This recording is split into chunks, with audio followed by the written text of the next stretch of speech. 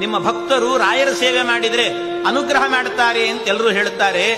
ನಾನು ಸೇವೆ ಮಾಡಿದ್ರೆ ನನಗೆ ಅನುಗ್ರಹ ಮಾಡಿಲ್ಲ, ನಿಮ್ ಭಕ್ತನಿಗೆ ಸ್ವಲ್ಪ ಹೇಳ್ರಿ ಅಂತ ಒಂದು ಪತ್ರ ಬರೆದು ಹುಂಡಿಗೆ ಹಾಕಿದ್ರಂತೆ.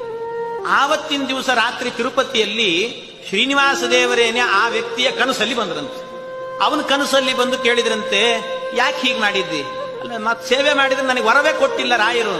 ರಾಯರನ್ನೇ ಕರೆಸಿದ್ರಂತೆ, ಕನಸಲ್ಲೇ ರಾಯರು ಕರೆಸಿದ್ರಂತೆ ಶ್ರೀನಿವಾಸ ದೇವರು. ಬನ್ನಿ ರಾಯರೇ ಅಂತ. ರಾಯರು ಬಂದ್ರಂತೆ. ಯಾಕೆ ಇವನಿಗೆ ಅನುಗ್ರಹ ಮಾಡಿಲ್ಲ ನೀವು ಅಂತ ಕೇಳಿದ್ರಂತೆ. ಅದಕ್ಕೆ ಇಲ್ಲ ಸ್ವಾಮಿ, ನನಗೆ ಸೇವೆ ಮಾಡಿದ್ರೆ ಅನುಗ್ರಹ ಮಾಡುತ್ತೀನಿ ಅಂದ್ರಂತೆ.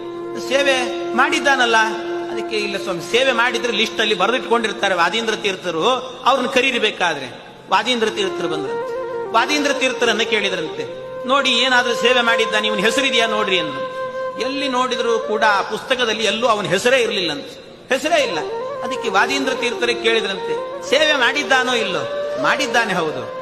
ಮತ್ತೆ ಯಾಕೆ ಹೆಸರು ಬರೆದಿಲ್ಲ ಅಂದ್ರೆ, ಅದಕ್ಕೆ ಹೇಳಿದ್ರಂತೆ, ಎಲ್ಲಾ ಸೇವೆ ಆದ ನಂತರ ವಾದೀಂದ್ರ ತೀರ್ಥರಿಗೆ ಒಪ್ಪಿಸಿ ಹೋಗ್ಬೇಕಂತ, ಆ ಕೆಲಸ ಅವನು ಮಾಡಿಲ್ಲ ಅಂದ್ರ. Download ShareChat.